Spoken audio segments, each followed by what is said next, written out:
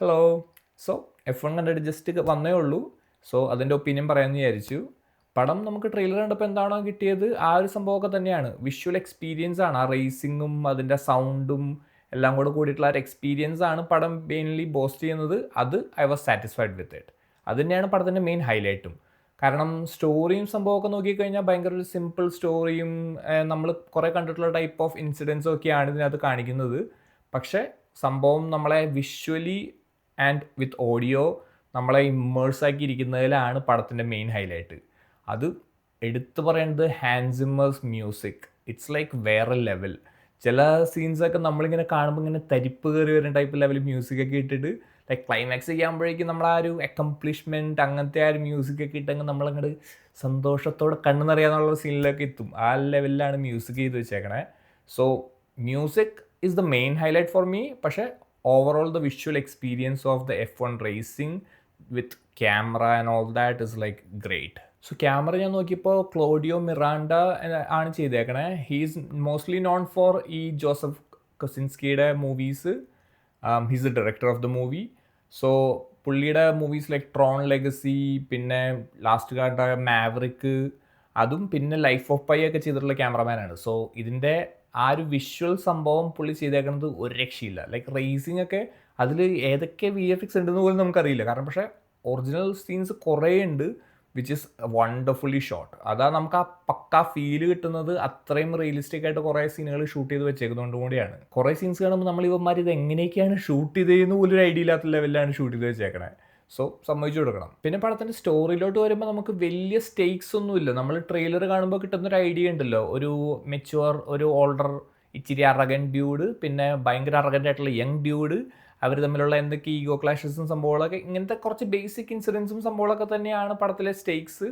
പിന്നെ കുറച്ച് ഡ്രാമയും കുറച്ച് പൊളിറ്റിക്സും അങ്ങനത്തെ കുറച്ച് കാര്യങ്ങളൊക്കെയാണ് മെയിൻ സ്റ്റോറി മൂവ് ചെയ്യുന്നത്. പക്ഷേ ഞാൻ പറഞ്ഞ പോലെ സ്റ്റോറി നമുക്കൊരു ഹൈലൈറ്റ് ആയിട്ട് എനിക്ക് തോന്നിയേയില്ല. കാരണം ഭയങ്കര ഒരു സിമ്പിൾ, ഒരു സെക്കൻഡ് ചാൻസ് കിട്ടി വരുന്ന ഒരു ഹീറോ, പിന്നെ അല്ലാതെ വേറൊരാളുടെ റിയലൈസേഷൻ, അങ്ങനത്തെ കുറച്ച് ബേസിക് ഇൻസിഡൻസ് ഒക്കെയാണ് ഇതിനകത്ത് കാണിച്ചു പോകുന്നത് സ്റ്റോറി മൂവ് ഫോർവേഡ് ചെയ്യാനായിട്ട്. പക്ഷേ അതല്ല, ഞാൻ പറഞ്ഞ പോലെ തന്നെ പടം കണ്ടിരിക്കുമ്പോൾ നമുക്ക് കിട്ടുന്ന ആ ഫീലിംഗ് ആണ് ഇതിൻ്റെ മെയിൻ ഹൈലൈറ്റ്. സോ ഇടയ്ക്ക് കുറച്ച് ഡ്രാമ സീൻസ് ഒക്കെ വരുമ്പോൾ പടം ഇച്ചിരി സ്ലോ ഡൗൺ ആയ പോലെ എനിക്ക് തോന്നിയായിരുന്നു. പക്ഷേ റേസിംഗ് സീൻസ് വരുമ്പോഴേക്കും നമ്മൾ we are back on track. So ആ ഒരു ലെവലിലാണ് പടം പൊയ്ക്കൊണ്ടിരുന്നത്. പിന്നെ ഞാൻ എക്സ്പെക്ട് ചെയ്തൊരു കാര്യം, ഇത് F1 റേസിംഗ് ആയതുകൊണ്ട് നമുക്ക് ഇതിനെക്കുറിച്ച് അറിയാത്ത കുറേ കാര്യങ്ങൾ ഉണ്ടാവുമല്ലോ. സോ സാധാരണക്കാർക്ക് അറിയാത്ത കുറേ കാര്യങ്ങളുണ്ടാവും. സോ ഒരു ഇൻഫർമേഷൻ ഡമ്മ് പോലെ ആയിരിക്കുമോ അവസാനം വന്നു വരുമ്പോൾ, അല്ലെങ്കിൽ ലെക്ചർ ക്ലാസ് എടുക്കുന്ന പോലെ ആയി പോകുമെന്നൊരു ഡൗട്ട് ഉണ്ടായിരുന്നു. പക്ഷെ അവർ അത്രയും ഡീറ്റെയിലിങ്ങിലൂടെ ഒന്നും പോയിട്ടില്ല. നമുക്ക് ബേസിക്കലി മനസ്സിലാവാത്ത കുറച്ച് കാര്യങ്ങൾ എനിക്കിപ്പോഴും ഉണ്ട്. പക്ഷേ അല്ലാതെ basic most of the things we can understand what ever they are saying. അതൊക്കെ നമുക്ക് ഈ പടത്തിൽ ആവശ്യമുള്ള കാര്യങ്ങളൊക്കെ അവർ ടച്ചപ്പ് ചെയ്താണ് പോയേക്കണത് ബേസിക്കലി. അല്ലാതെ ഓവർ ഇതിങ്ങനെയൊക്കെയാണ് സംഭവങ്ങളിൽ നിന്ന് ഓവർ ഡീറ്റെയിലിങ്ങും അനാവശ്യമായിട്ടുള്ള കുറേ ലെക്ചർ റീഡിയും പരിപാടിയൊന്നും ഇതിനകത്തില്ല. പിന്നെ പെർഫോമൻസ് ആയിട്ട് പറയാനും എല്ലാവരും നൈസ് ആക്കിയിട്ടുണ്ട്. ബ്രാഡ് പിറ്റ്, പിന്നെ ഡാംസൺ, ഇഡ്രിസ്, ഇവർ രണ്ടുപേരാണ് മെയിൻ ക്യാരക്ടേഴ്സായിട്ട് പടത്തിൽ ഉള്ളത്. അല്ലാതെ പിന്നെ ഉള്ള ബാക്കി ക്യാരക്ടേഴ്സ് എല്ലാവരും നൈസാണ്. നമുക്ക് ആരെയും അങ്ങനെ ഭയങ്കര വലിയ സ്റ്റാൻഡ് ഔട്ട് എന്ന് പറയാനില്ല. ബ്രാഡ് പിറ്റ് ആസ് യൂഷ്വൽ തന്നെ ചെയ്തു വെച്ചിരിക്കുന്നു. അല്ലാതെ എനിക്ക് ഭയങ്കര സംഭവമൊന്നും തോന്നിയില്ല. സ്ഥിരം മച്ചാനൊരു റേഞ്ച് ഉണ്ടല്ലോ, ആ റേഞ്ചിൽ തന്നെ പടച്ച് പോയിട്ടുണ്ട്. സോ മൊത്തത്തിൽ എല്ലാം കാസ്റ്റിങ്ങും എല്ലാവരും നൈസാണ്.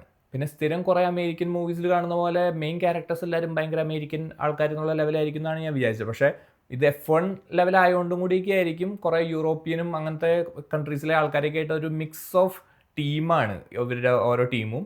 സോ അത് ഭയങ്കര രസമായിട്ട് എനിക്ക് തോന്നി. അത് പിന്നെ ഞാൻ പറഞ്ഞ പോലെ F1 ആയതുകൊണ്ട് അവർക്കത് അങ്ങനെ കാണിക്കാൻ പറ്റുള്ളായിരിക്കും. പക്ഷേ ദാറ്റ് വാസ് നൈസ്.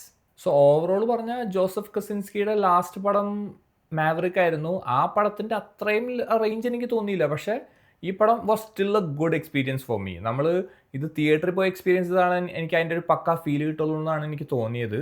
2023 ഒരു ഗ്രാൻഡ് ടൂറിസ്മോ എന്ന് പറഞ്ഞൊരു മൂവി ഇറങ്ങിയിട്ടുണ്ടായിരുന്നു. ഒരു ഗെയിമർ F1 റേസിങ്ങിന് പോകുന്നൊരു സ്റ്റോറി ആയിട്ട്. ആ പടം ഞാൻ ആക്ച്വലി വീട്ടിൽ നിന്നാണ് കണ്ടത്. പക്ഷേ ആ പടം എനിക്ക് അതിൻ്റെ വിഷ്വൽസ് സംഭവമൊക്കെ ഭയങ്കരമായിട്ട് ഇഷ്ടപ്പെട്ടായിരുന്നു. അപ്പോൾ അന്ന് ഞാൻ വിചാരിച്ചു ഇതൊരു തിയേറ്ററിൽ കാണുന്ന ഒരു എക്സ്പീരിയൻസ് മിസ്സായല്ലോ എന്ന്. ആ ഒരു സംഭവം എനിക്ക് ഇതിന് നല്ലപോലെ കിട്ടി. അതിനേക്കാളും ജങ്കൻ വിഷ്വൽസ് ഉണ്ട് ഈ പടത്തിൽ. ആൻഡ് ഓൾസോ അതിൻ്റെ ഒരു പക്കാ ഫീൽ. ഞാൻ IMAX-ലും കൂടിയാണ് കണ്ടത്. സോ അതിൻ്റെ ആ ഒരു വിഷ്വലും സൗണ്ടും എല്ലാം കൂടെ വെച്ചിട്ട് ഭയങ്കര അടിപൊളി ഫീലായിരുന്നു. സോ എൻ്റെ ഒരു ടേക്ക് അവേ എന്ന് പറഞ്ഞു കഴിഞ്ഞാൽ, ആ ഒരു എക്സ്പീരിയൻസ് നിങ്ങൾ എൻജോയ് ചെയ്യുന്ന ആളാണെങ്കിൽ തിയേറ്ററിൽ തന്നെ പോയി കാണുക. അപ്പോഴായിരിക്കും ഒരു ഫുൾ സാറ്റിസ്ഫാക്ഷൻ നമുക്ക് കിട്ടുന്നത്. പിന്നെ പടത്തിന് ഇവിടെ ഒരു ഏർലി സ്ക്രീനിങ് ഷോ ഉണ്ടായിരുന്നു ഐമാക്സിൽ. അതുകൊണ്ടാണ് എനിക്ക് ഇന്ന് പടം നേരത്തെ കാണാൻ പറ്റിയത്. ഇപ്പോൾ ഇവിടെ 23rd ആണ്. 23rd ഇവിടെ ഇന്ന് മാത്രം ഒരു ഷോ ഉണ്ടായിരുന്നു, 7 PM ഷോ. പടം നിങ്ങൾ കാണുകയാണെങ്കിൽ എന്താണ് നിങ്ങളുടെ അഭിപ്രായം എന്ന് പറയുക. I will see you guys in the next one.